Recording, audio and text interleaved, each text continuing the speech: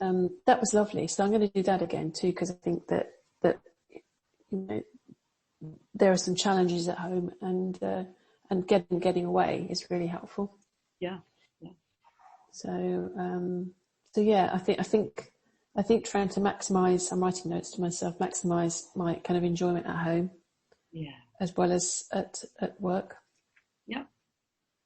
And maybe planning time with the individual children as well. I mean, I don't know what the issues are, but I know we've discussed some of them in the past with your children's health and so on. But maybe planning some fun weekends with them as individuals as well. Yeah. Maybe pushing yourself to do things that you perhaps wouldn't normally do. I don't know what that might be, but maybe visiting a place that you wouldn't normally go to, or going to stay in the tree houses in Chewton Glen, or just doing something a little bit kind of unusual, different. Yeah. It was quite interesting because Pete and I come from the Brighton area, and we drove around the city for about an hour and a quarter, looking at all our old houses, just to try and give ourselves sort of rootedness, connectivity with our past, but also showing our two, children, this is our first house, this is our first flat, this is where we moved here, and it gave them a bit of a narrative, and they weren't bored at all. I thought they were bored. It's really done for me. I said to Pete, let's just drive around and see where we used to live. So that was really good. And I think that was part of the kind of connecting with the past. Yeah. Children love that kind of thing. I know we always imagine it will be really boring, but children are fascinated to know about our lives, actually. And my kids ask me a lot about Will and my life before we had children. What did you ever do at the weekends, Mum and Dad, before you had us? And you explain all sorts of things that what was your existence as a couple before you had us? Yeah, because they can't quite believe that there could be such a thing, of course. Without them, you couldn't have possibly enjoyed yourself. Exactly. And what about time with your husband, as a couple, you and your husband, reconnecting after this incredibly difficult time?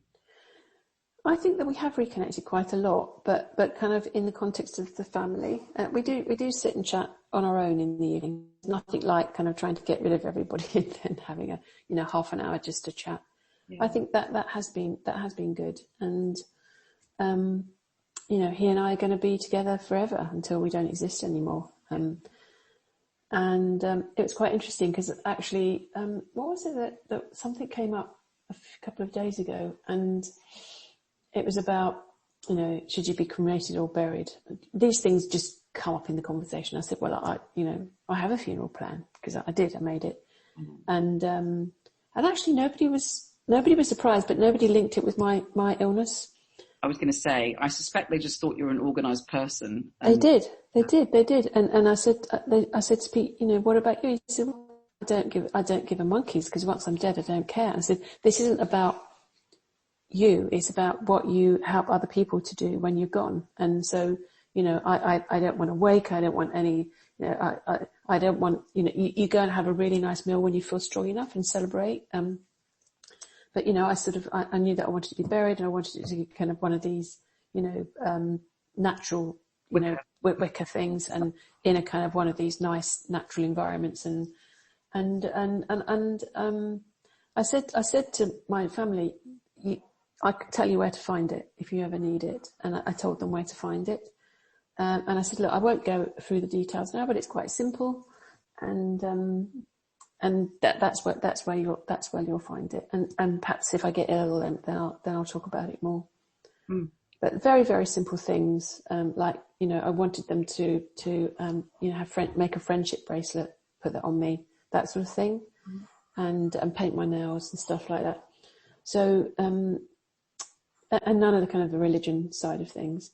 Yeah. And they wanted to know the music I'd chosen, and I didn't tell them. So it was quite a funny conversation, actually. But did you tell them that it was something you'd prepared in the context of your illness? No. Interesting. Okay. And I'm not sure. I think they would have been a bit freaked if I'd said that. Yeah, sure. I just wondered if you had it come. Yeah. I might say if the moment comes up. Yeah. I don't think they've really understood how unwell I've been. No. Often because I was in London on my own, and exactly. And it's hard to believe for someone who's seen you be so strong and so capable and so invincible to reconcile that image with an image of somebody that was so struggling so much. And I know that my kids have really found that very difficult with me. Like, how could you be both of those people at the same time? Yeah. And I suspect that really, in my own experience, it's just keeping the conversation going. And you'll probably find that the better you get, and the more robust you become, and the more that you process the trauma, the easier it will get for you to be candid with them about how difficult it really was for you, and how how desperate some parts of the story really were. Yeah. And they've noticed the difference. So I haven't got any makeup on today. I haven't really done very much myself, but I'll often put makeup on and a dress. And my younger daughter said to me at the weekend, "Mum," she says, "you look lovely every day, and I've really seen a change in your confidence." Lovely, yeah. So and you had your hair done as well, and that's great. Yeah. So I feel that the advice that you gave early on, sort of start to chip away at these things. I did that, and it kind of just gathered pace, actually. So that's really good. I had to work really hard to get my hair cut. Yeah. Really hard to paint my nails, but now it doesn't feel so foreign anymore. Exactly. So again, it's just about keeping that up and asking yourself periodically, okay, so what would it look like if I really took care of myself this week?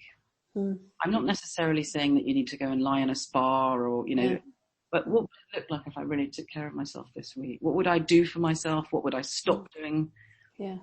Would I reach out to a friend? Would I organise to have a massage? Would I take myself for a 30-minute walk, even when I'm working, 12-hour, 14-hour days? And just try and keep that going. Yeah, that's another question that I've written down to myself. So thinking about that. And in fact, I think, I remember you talking about how you can get into an even better place after something bad has happened. And I don't think I'd even be doing that in the kind of before life, before I wouldn't really, I think I'd play lip service to really taking care of myself. But actually what I was doing as I was driving myself, I was exercising every day, really being very hard on myself over exercise, running 10K, training for a half marathon. It was all to do with got to do better. And that isn't really about self-care, I realise now. It's not. And it's not linked really to self-compassion either, because you're pushing yourself incredibly hard. I mean, I can remember seeing you and you were telling me you'd done 3 gym classes that morning, or, in one after the other. Yeah. And I mean, of course, as doctors, we know exercise is incredibly important, but the way that you were doing it was actually almost quite punitive, self-punitive. Yeah. I realise that now. Yeah, I realise that now. Yeah. And I want to go back more towards that. I want to move more towards that, but I've only got 3 sessions a week, outdoor sessions with a personal trainer. He does a group session, because I don't want to get too rapidly into that. So before, if I didn't exercise in a day, I'd be punishing myself about that. Yep. And I won't do that, I don't think, anymore. Good. So. And I also remember a session vividly when we were sitting out there with you on the blue sofa, where I said to you, what are you going to do for yourself this weekend that would be like nurturing?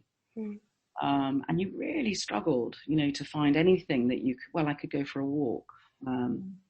It was a real struggle for you. So let's make sure that one of the legacies of this is that you have a sort of, what would you call it? Like almost like a whole series of things that you can do, which would constitute self-care, self-compassion. Yeah.